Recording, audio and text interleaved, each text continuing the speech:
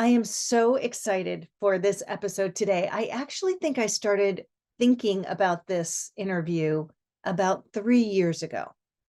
That's when I first started working with Caren Ware on her book project. And today I am so happy to share with you that Caren Ware is the best-selling author of Finding Fit: What Running Through an Arduous Childhood and a Remote Marathon on Every Continent Can Help You Find.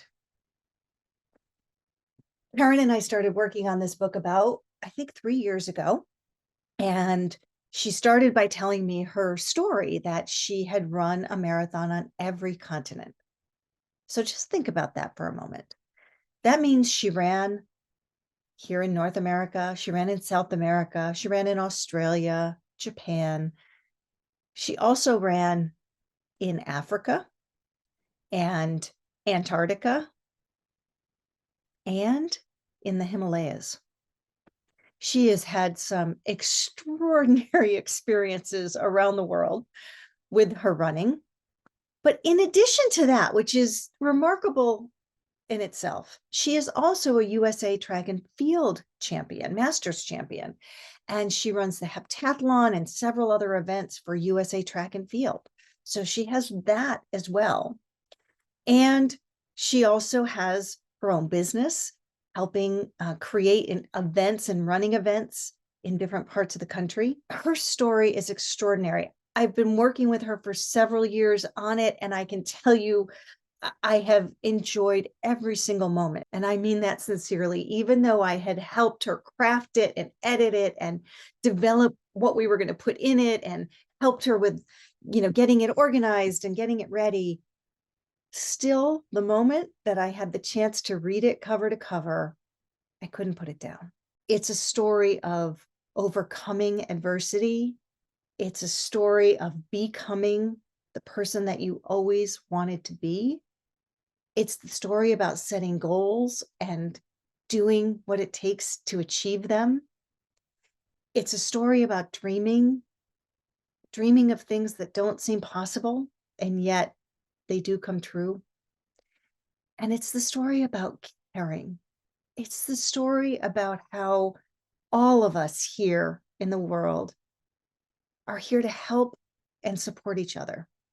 And it is people like Caren who help us remember that. I can't wait for you to hear the interview, so I'm going to sit back and let you listen in as Caren Ware shares more of her story. This is It Just Takes One. One person, one experience, one moment to change your life. Caren, I think I have been waiting for this moment for probably 2 years. I'm so excited to have you on the show. How are you? I'm excited to be here. And same.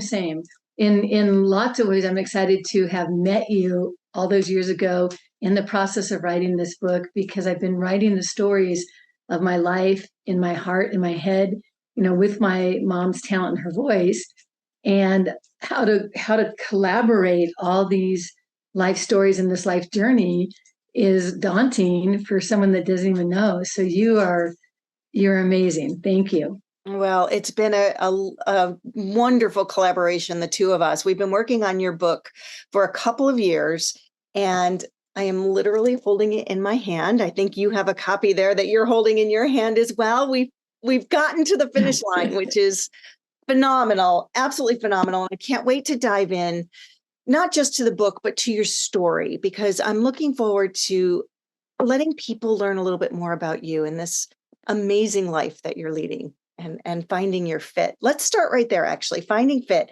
The name of the book is Finding Fit: What Running Through an Arduous Childhood and a Remote Marathon on Every Continent Can Help You Find. Why that title? Why did you choose, of all the words and titles that we brainstormed through the years, why Finding Fit? Because what I wanted people to know is that life is an adventure and a journey, and it has so many ups and downs. And I wanted to bring people through the things that make light the miracle that it is, and let them know that there's fortitude, tenacity, and there's hard things that we handle.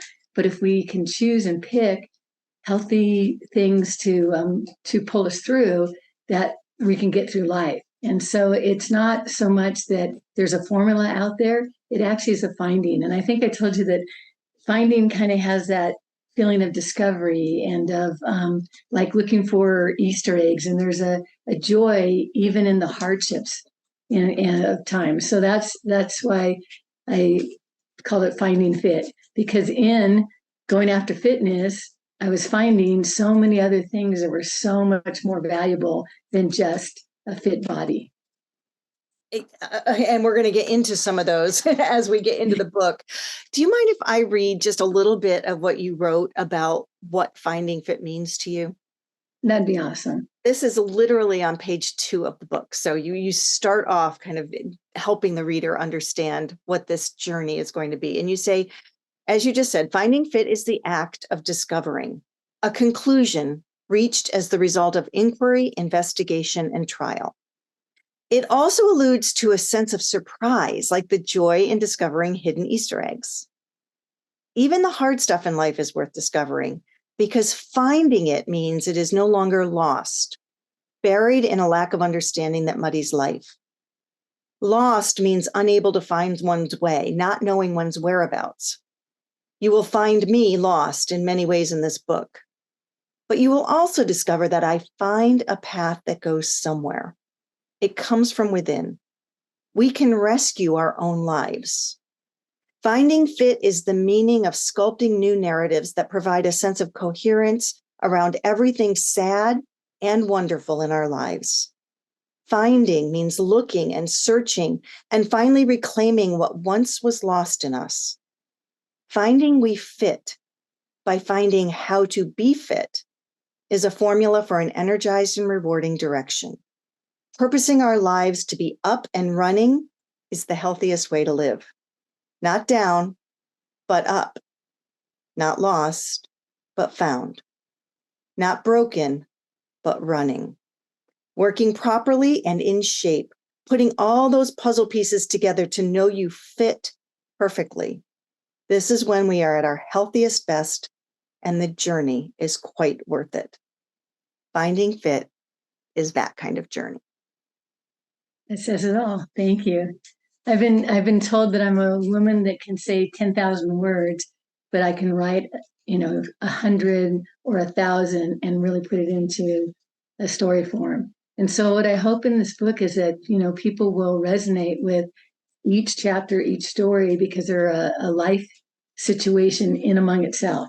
And it's the kind of book that I like to read, where it's real. It's a real thing that, someone lived through, and gives me real perspective, and I can put it on the shelf and read it, in the evening, and then pick up the next chapter.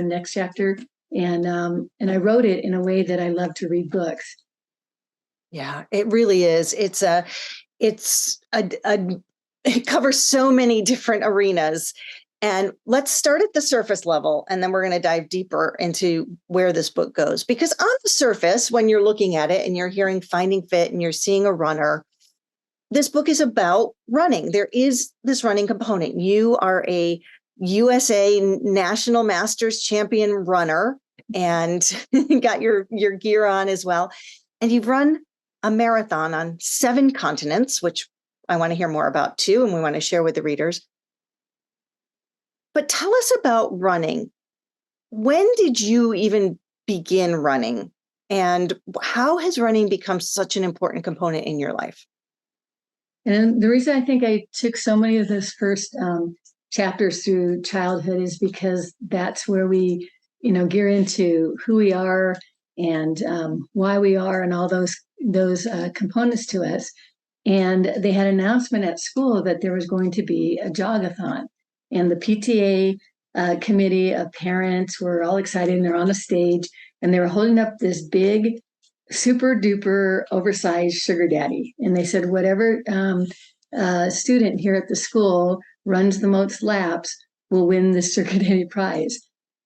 And I don't know why it captivated me. I was a very shy and struggling, child. But I thought, I can do this. And even as shy as I was, I went door to door to door, and I picked a different route home in every direction that I could get home in the month that preceding before the jog-a-thon, knocked on doors, and then didn't take it personally if they said no. But I thought, if I do enough of them, and what did that teach me? It taught me to interact with people. It taught me the basis for entrepreneurship.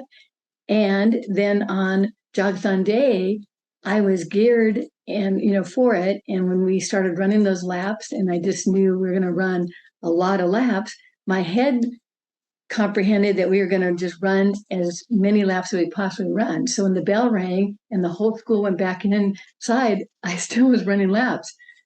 And when they came back out for recess, Caren was still running laps. And when they went back in and came back for lunch, I was still running laps, because my head said it's whoever runs the most laps at the end of the school day. And in that lunch break, all the kids started running with me, and they're congratulating me and they're cheering me on. And it's the same concept that we get to create in full marathons and any arduous endeavor that we do, that we put ourselves forward. And I became a different person in the eyes of those kids. I became the runner chick, the running girl.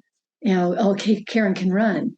And it gave me a sense of purpose, but it was more than the running. It was what it taught me inside to just keep on going. So that was my first running experience. And I love how you tied in, even as you're telling the story of the seeds that got planted that bloomed later in your life, like being able to interact with people, not taking it personally when they said no, learning how to, be an entrepreneur and that go get them, take it to the end, do the best you can and keep going kinds of attitudes, which came out in the story of running, but actually bloomed in so many other ways in your life. Absolutely. So you took running, you kept running, you literally ran in so many different directions. And at one point, you made a decision that you were going to start running marathons. Tell us about why the marathon became a goal, and then how that actually progressed into doing a marathon on every continent. So there's some choice chapters in the middle of the book called The Belmont Boys and The Miracle Brewing. And I ended up making running my career. And so I ended up developing software and all of the equipment and everything we need to put on running races, so that when people arrived, there's a database, and they had bibs and they were attached to them. And when they ran through the finish line, I could give them their stats. And I recognized at one of the races, a skinny little small boy in worn out shoes came out of the bushes and jumped into the race and came in second overall. And then as I tried to go see who he was, he died behind the bushes, and another boy came out in the same worn out shoes and ran the 10K. And you'll have to just read the most incredible, endearing story about the Belmont Boys. But because they were newcomers here in the United States, struggling to make their way, I worked with them and got them into college and got them student visas. But the day they graduated, they went back to having to deal with, papers and stuff. And I said, you know what I'm going to do? I'm going to travel the world on your behalf, in your stead, for my experiences to be your experiences, and share with you that there's other cultures all over the world. There's Aborigines in the outback, and there's Quechuas in the Andes Mountains, and there's these porters that live for the job to be able to carry all that weight up to the top of Kilimanjaro in Africa. And it just evolved into not a pursuit of going after marathons, but a pursuit of going after cultures. And so I made a commitment to them. I'm going to run as remote as I can on every continent, including Antarctica. And then people said, so what culture are you going to do in Antarctica? Penguins, whales? There is a set of Russians that have to crew those ships and be on those boats for 9 months out of the years of their life, and they are a culture in themselves. And so you're going to read about Sergei number 9. You're going to read about not running per se. You're going to get that. And hopefully what you're going to get out of it is just a blooming desire to get out there and put one foot in front of the other and make an adventure out of your life. And you don't have to be a competitive, athletic, top end runner. Everybody out there has something that their body can do, and motion just gets emotion going. It gets all kinds of things, going. So that's the gist of, and my hope in this book is that those stories just spellbound you, pull you along, and then give you the confidence that every single one of us is a champion of our own lives. Yeah. And as you're listening, I'm glad, Caren, that you said that. As you're listening out there, we start off talking about running. And I can imagine that there are some listeners that are saying, but I'm not, I don't run, I can't run, whatever. And I want you to start hearing that it was a door that opened to so many other things. And Caren, what you just described there is how it gave you a way to share your heart. One of the things I've learned about you in the time we've worked together is this incredible giving spirit that you have, and the way that you thrive when you are able to help somebody. And it started perhaps with the Belmont boys, and you'll read the incredible journey that those boys had because they had the opportunity to work with Caren, and Caren, the incredible experience you had by being with them. But you're also going to read about the Russians that she met on the ship to Antarctica, and Caren also about the Aborigines in Australia, and about the people in Nepal, and the people at Kilimanjaro in Africa. Can you tell a little bit more about some of those relationships that you've built and how you've been able to give to them? I think too, the incredulous thing that happens when you put yourself out there, there's so much for you to learn and to connect with other people in other places.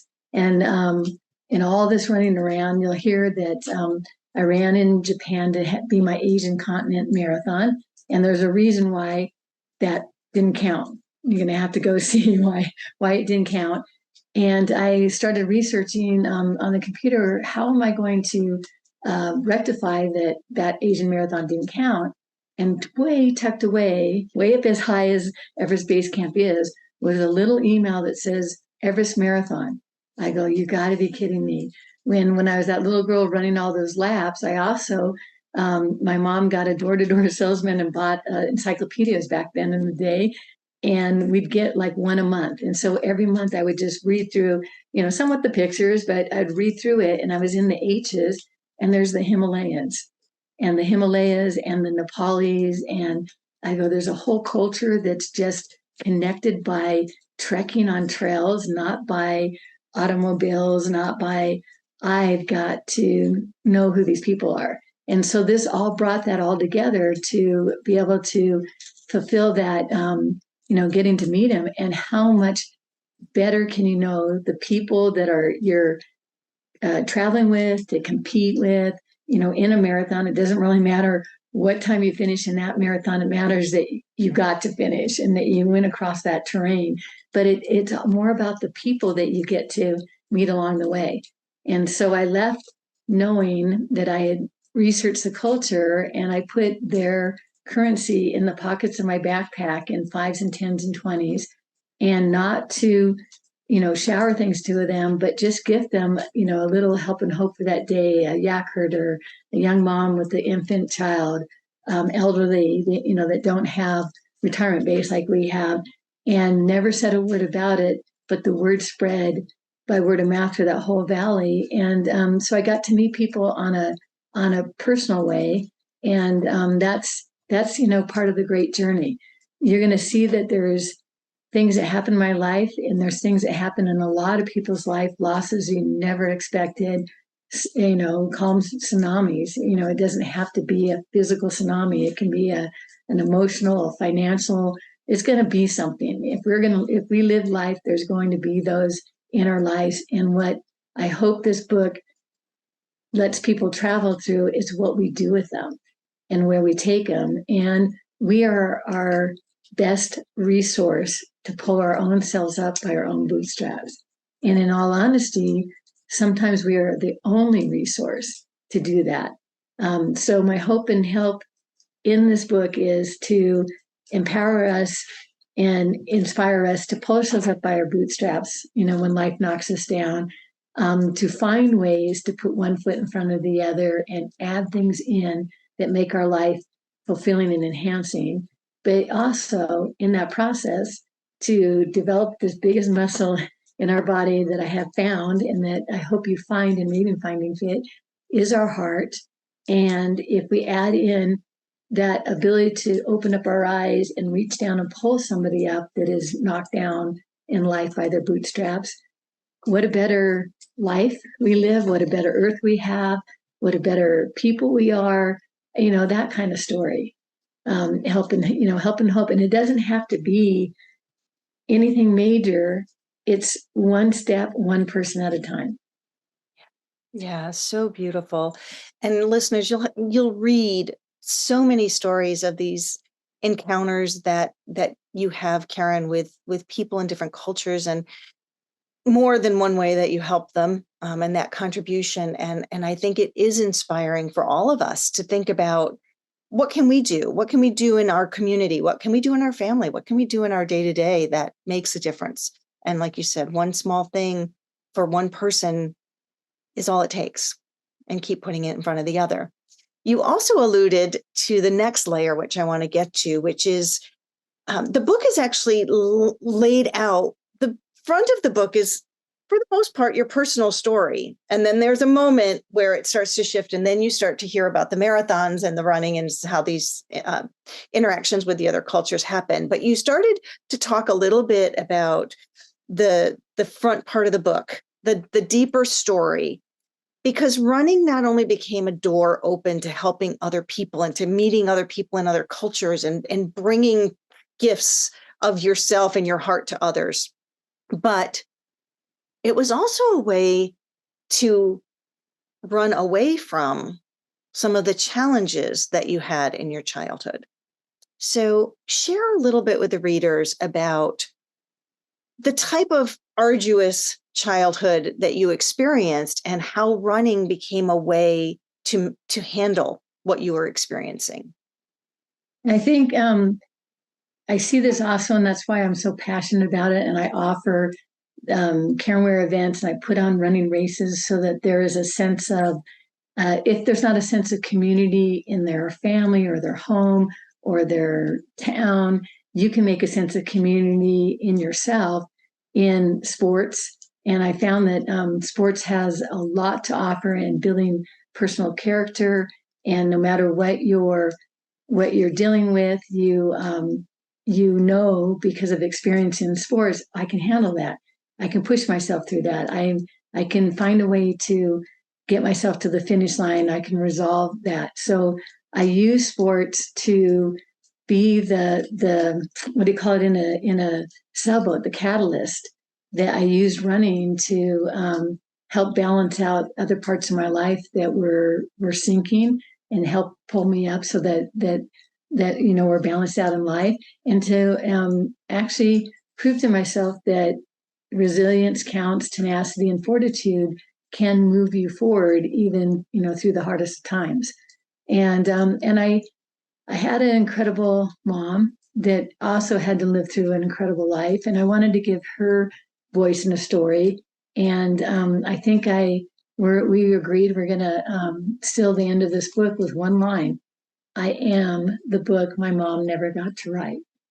And so we want to be voices, and we want to have our lives be told, because we learn so much more by knowing that someone doesn't necessarily go through the exact same thing, but someone has triumphed to pull themselves out of something that probably should have devastated them and left them in the darkest pit of life. And it is in all the places that you can travel to on earth. The darkest pit of life is a place that no one really wants to be, and it's a place that we don't want to be left in, or we don't want to leave other people in. And by bringing them through the hard parts of my life, I hope I showed them how that there is the option to crawl out. There is the option to reach above, rise, and just keep looking for what it is inside of you that makes you enjoy this life and turn it into an adventure. Yeah. Yeah. Yeah. And I think listeners, as you read the book, you're going to see that. I think sometimes, Caren, we see somebody and we see their success and we hear, they're traveling the world and they're doing all these things. And you think, oh, they've just, got it easy and everything's very good for them. And so I love when an author takes the opportunity to really share the authenticity, and to be vulnerable. Thank you. It's a hard thing to write. It's so hard to write about it. It's what connects the reader, right? It's what the reader will read and say, oh, I may not have experienced that exact same thing, but I see the challenges she faced that are parallel to the challenges I face. And I see some of the ways that she found her way to. So you're going to see me in this book go through a very unexpected and very devastating divorce. My family, you're going to find in there that my own family meant the world to me. So to lose it was up there with the grief and loss of losing, a loved one. It had a devastating, effect, and it left me, out in you'll read a chapter called "In the Middle of Nowhere," and that whole process. I thought rather than hide that, I need to show people what that is really like and how to get to the other sides of our lives. So that's in there, that's and I wrote a chapter that I think will really, I use an allegory of a very famous and incredible climb and summit experience that went awry. And that's what divorce felt like. And it's a chapter called Touching the Void. And it's exactly what I just opened to. So you must be reading my mind. It is one of my very favorite chapters in the book. It's one of my very favorite writings that I've read, this particular chapter. And you said that when I sent you the chapter. Yeah. And the integration of how you paralleled it with that movie was really profound. And very real. And the situation that they got into was very real. And I wanted people to feel the intensity and the loss and the dire situation. And it's a survival situation. So many things that get, pull us off our feet. We need to not discredit that they're not, as big as putting our lives on the line, because they're happening to us. Yeah, absolutely. Let me read just a couple of paragraphs here of what happened in that chapter, just to kind of tie together what you're saying. It says, what does it feel like to have everything you own burned and to be given up on before you really died?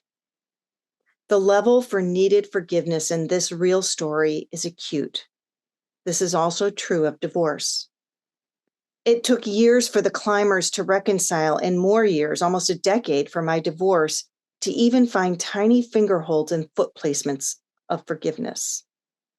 I did not realize my journey from divorce to completing the 7-continent marathons would be equivalent to a crawl across a glacier with the injuries I was dragging with me.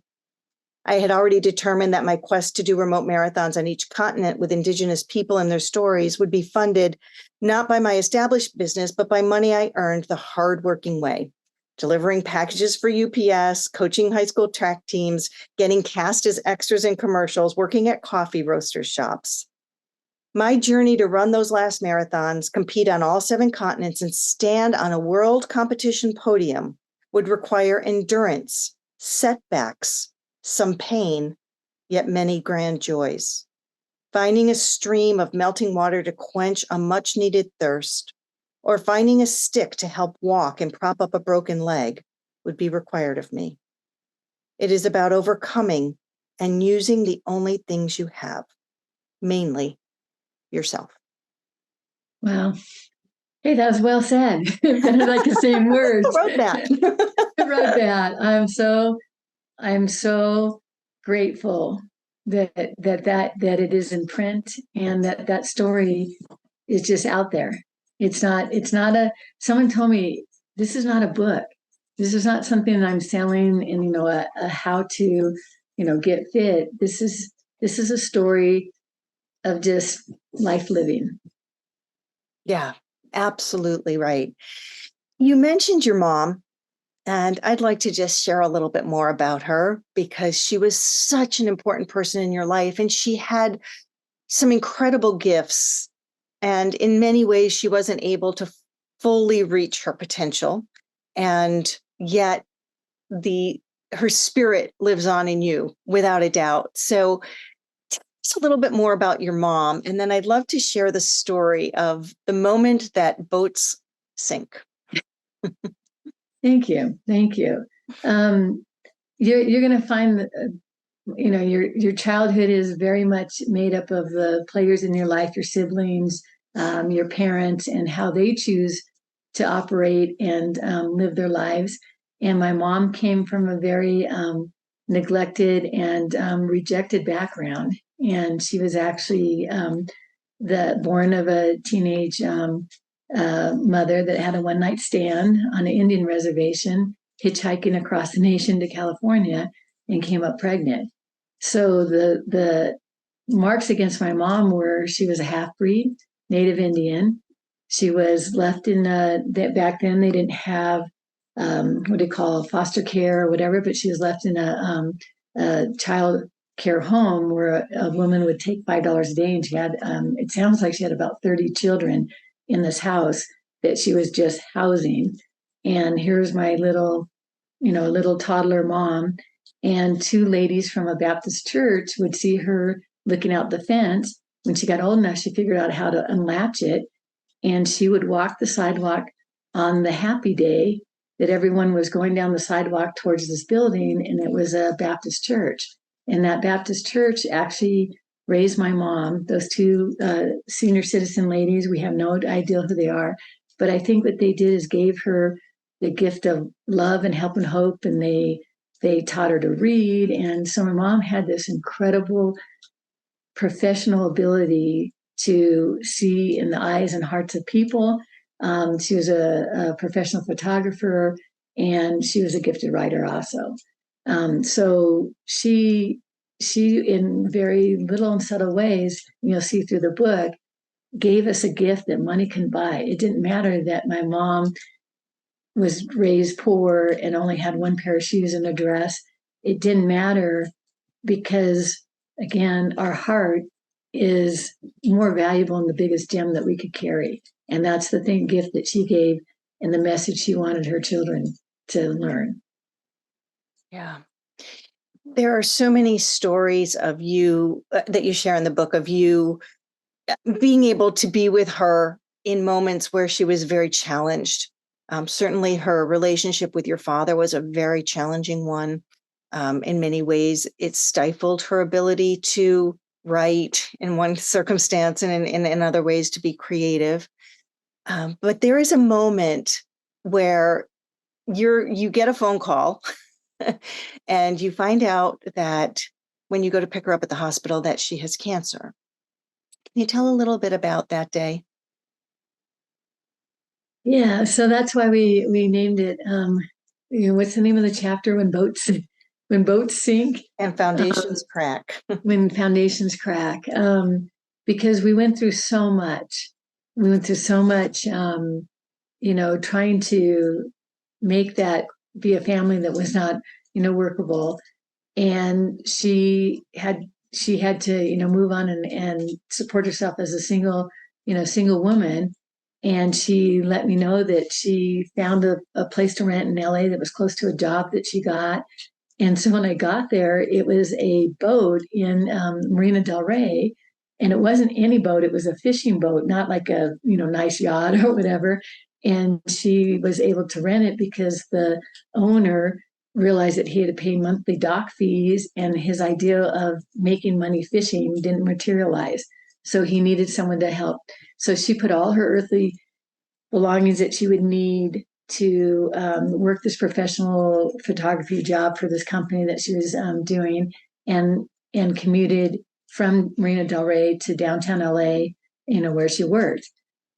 She never let us know that she was in the hospital. When I went there to pick her up, I went into John Wayne. I went into the regular hospital, St. John's, and they said, "Oh, I'm sorry, she's not here. She's across the way." And I'm walking across the way, and it says John Wayne Cancer Institute.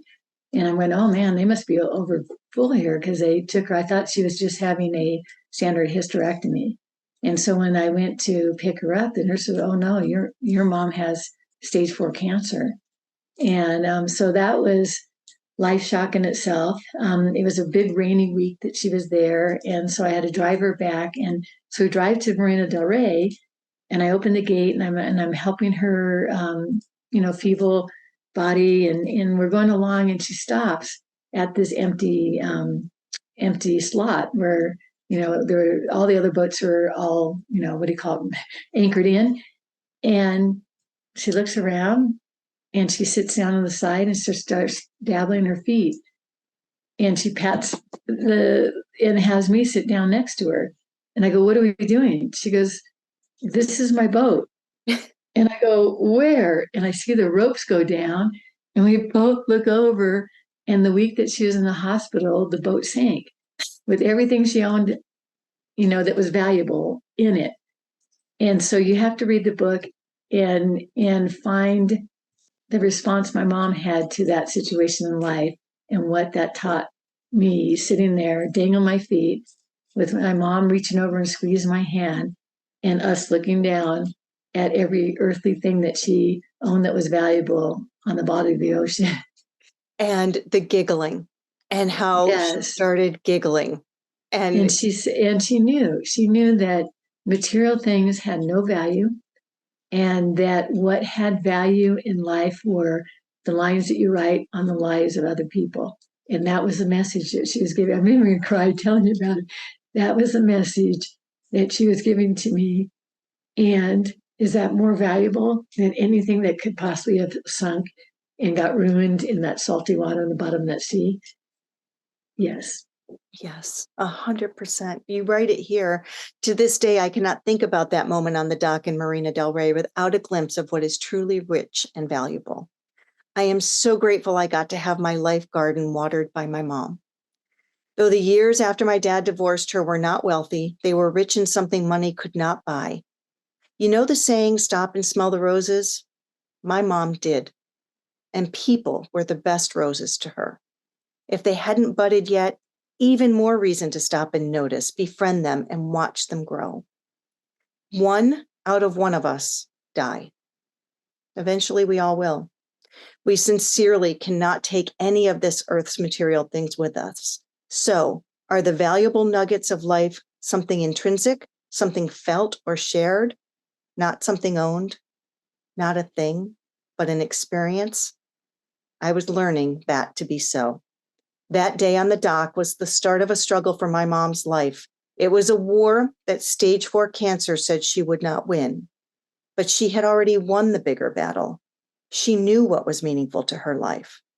And what more could you ask for? Well said. Isn't it Yeah. interesting to have it, Yeah. your own words read back? It feels different, Yes. doesn't it? And There's that's another moment message. that ties into this. That was the moment in your book that I first cried. And this was the first time I read it. And actually, when I got it again as the actual book, I cried again. And it goes right to this point, because there was the moment when she went to the hospital for the last time. And whoever was with you said, go get whatever you're going to need, go pack your case. And she was gone for a few minutes, and she came back with just this little doll bag. The recognition that this was her last time, and the realization that there really was nothing that she could bring with her. Tell us about that. Yes. Yes. So my grandmother, her mother, She was hardcore, and there's a history in just who she was as a lady and her sister. But my mom wasn't. And as life and time went by, and my grandma matured to a older woman, she got this life that her daughter knew about, this heart, this this that there was something bigger in that. And during her cancer, my grandmother said, "Don't rob me of the chance to remother a child I never got to. This is a beautiful moment that God is allowing me to have." And she warriored, side by side with sat with my mom through her, battle with cancer. And it was devastating to her. And my grandma kept insisting when we knew that we were going to have to take her back to the hospital to find the time, honey, because she didn't know what to do. Honey, get your things. Honey, get your things. You need to get ready. We're going to go. And beyond my grandma, my mom was giving me those eyes, the same look that she gave me when we were sitting on the side of the dock. I can't take anything with me. That's of no value. So finally, she took the action, which was very hard for her weak and frail body at that time, to go into the bedroom, do something, and come back out with this little. It was like a little travel, like you said, a little travel makeup kit, and it had travel pictures on it, but it was a fake suitcase. And I go, "Mom, that's it?" And she goes, "This is all I can take with me." And I go, "Well, let me carry it." "Oh no, it's all I can take with me." And she was just giving me that look that life isn't about all the things that we have, the chairs and the sofas and all that stuff. It's about something bigger, something better, something more. And I totally forgot in the process of all the urgencies that came up in having her in ICU and in the hospital about that suitcase. So in the book, you have to go read and find out when the hospital called me and said I had to come get her things. And I thought she didn't have anything. And I went back and got that suitcase. So I'm going to leave it at that, so that I leave the readers, the readers that are going to turn into runners, and the runners that are going to read for the first time. Because by the way, you have to be patient with us. We're going to get it on Audible, so that while you're out there running, you have no excuse to read this book. It's going to be all different formats. And by the way, Kelly, you are a gifted reader. I mean, I'm hanging on the words that you're reading in my own words, and it's beautifully well said, because it comes from a talented woman, a talented heart. So, so I'm going to let you go read that story of legacy and see what you think was in that suitcase. Yeah. Yeah. There is a lot more in this book. So listeners, that intrigues you, but there are so many other good stories and deep insights. Caren, one of the things that I have found working with you and getting to know you is it isn't just a surface level story. There's this meaning and this deeper purpose under it that you are able to recognize and write about. And so readers, go and get the book, because you're going to learn a lot, you're going to feel a lot, and you're going to take something away from this that it's going to get your life in a different place. It's going to make your life better. So I encourage you to go out and get it. But Caren, tell them what is next. You mentioned the Audible book. What else is ahead for you? So I think I love to write, and I'm so grateful for the voice. And there are books already in the making that's there'll be a sequel to this Finding Fit, because we call it Living Well. I call it Living While Making a Living. Is don't wait until the end of life. You don't know if you're going to get it. Like you'll see that my mom didn't. You need to be doing every day. And so in that process, I just love running into people, running into things, running around the world. There's so many more places. I hit the 7 continents in a remote way, and that only touched the iceberg, because there's Iceland. So what's next is I'm going to keep on running. I'm going to run right out of this life, everybody.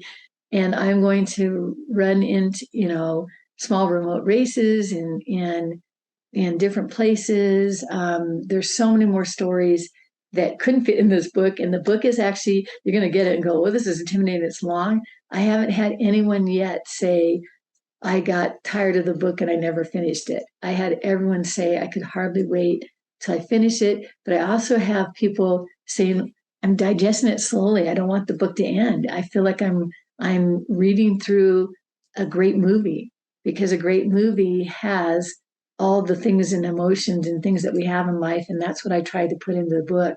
So that's exciting for me. And I have a self-help book that's coming out called Snared, Trapped by My Own Ignorance, What Happens to Kind of People.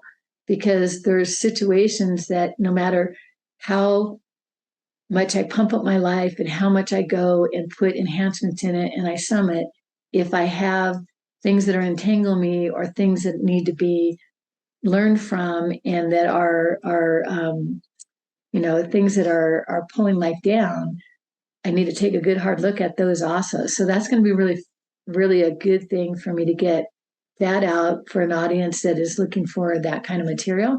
And I have so many people tap me on the shoulder. How can I jump on this adventure? And so where I'm going to open Where in the World Adventures, and I'm going to keep continually going back because I found the needs that I've run into around the world. I want other people to be able to experience that one. And I want to give the people fishing poles and teach them to fish rather than just feed them fish, if that makes sense. So it's been an amazing journey, and that's going to be continuing in the stories that I sent a couple of the beautiful Nepali women to beauty school, and I don't even know anything about hair, as you could probably see. I think I like to run because then I can just look all natural. But just to beautify them inside and out and give them an industry. And we opened Take Care Salon in a little village in the middle of the Himalayas called Sotan. And you're going to just be able to watch the stories that unfold in that salon and the people that come and go and how they're able to help people, in those situations, that kind of stuff. So I'm just going to keep running around the world and keep telling you about the people I meet and who I run into. I'm going to keep putting on those theme races until people get the courage to pick up a pair of shoes and just, even if they walk, if they spectate, if they, make outdoor activities something. It doesn't have to necessarily be running. Is so really fun for me to watch. And we just launched this book. It has barely gotten out there. You guys don't know about it. That's why we're trying to tell you about it. But I see some comments and people going, oh my gosh, a friend turned me on to this book. I'm not a runner, but this is what captivated me in this whole book. And I'm so incredibly glad I read it, because I feel like I can take control and I could take charge of my life and put some new things in it. So I have the Something for Everybody races, Caren Ware events. Even if you're not in Southern California, that's where I stage those events. They're themed, and we can put them on in your community, or you can go there and learn from them and see, what races are and start researching your area. The cool part about running is that it's nationwide, worldwide. There's runs all over this world, and see who you can run into, and see what putting some activity and action into your life, especially if you're in a situation, and so many of us are, where it's just down and out right now, and you can't see the light inside that tunnel. You're stuck. You just fell down a crevasse, and you might have people telling you that you can't get out of it. And I want to tell you, I think you can. So beautiful. All of the connections and links will be in the show notes. So if any of that excites you, please check them out below. Also, Caren, you are available if people are interested in having speakers or having you come to a race. You're available for that too, correct? Absolutely. And I have, because I have it kind of going in three directions. I have CarenWareEvents.com, and I am Caren with the C on purpose. My mom wanted me to have the word care in my name. And what she also knew it would do is I would have to correct everyone on the spelling, and I would have to look people in the eye. And I was a shy kid. I had the hardest time. I'm Caren with the C. And now I'm Caren with the C. So just remember Care, Ware, it rhymes. And if you Google that, there's a YouTube channel. And I found a lot of people just like to go watch. If you want to watch some of the, as I ran these continent marathons, we just started getting into being able to do, video on our phones and all that stuff. So just go in there and watch my story and see what it was like to be in Africa with the porters going up Kilimanjaro, Wada Wada, in action. So, or I would say definitely watch the one on Patagonia. That was yes, with the wind. Yes, and you'll see why wind was such an issue for me. It would take my breath away. It would cause panic attacks and athlete asthma. So that was such a win for me to be in the wind and say, I got this. I know how to push that panic and fear out of my life now. What a win that was. And that's why I end this book with that the finding or found that there was a lot found in the windswept reaches of that beautiful Patagonia. There's a world out there, you guys, and we want to go explore it. And there's going to be Caren out there helping you get to it. Caren, I'm wondering if you would close us out by turning to page 440 of your book. You give them to the reader, to the listener today, just a few thoughts on what you'd like for them, what you wish for them. And I'm wondering if you could share those final 5 or 6 sentences there on page 440. Yeah, I end the book, and then we're going to put an ending line in it to it. But may my journey help you summit yours. May you climb your mountains with confidence. May you build bridges with people, places, and yourself to make the climb for you easier, but for them also.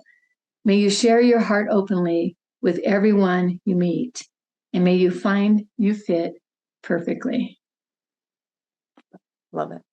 Absolutely love it. Caren, it's been such a pleasure. So much more to come. Thank you for today. Thank you for putting out this book. Thank you for everything you're sharing with everyone in the world. And readers, please follow her and keep following what she's doing. Great things. And then I end this with a sincere thank you to Scriptor Publishing, to you, Kelly, personally, for all the bits and pieces. It is a climb itself just to get a book out. It's not easy. It's daunting. And there were so many times where I said, Kelly, I don't think how is this going to come together? I don't think it's going to get done. And you were the person for me that grabbed me by the bootstraps and said, here's the next level, sit on this ledge for a while, look around, get your bearings, and then turn around and keep climbing. And that's what I hope this book does for all of you. Share it with us. Share with us. I just hope that my putting it out there in the world, that this takes legs and it starts running itself around the world, and it runs into you and into your heart, and then we just all, pay it forward. Pay it forward. Thank you so much, Caren. Okay, we'll be in touch very soon. Okay. Take care.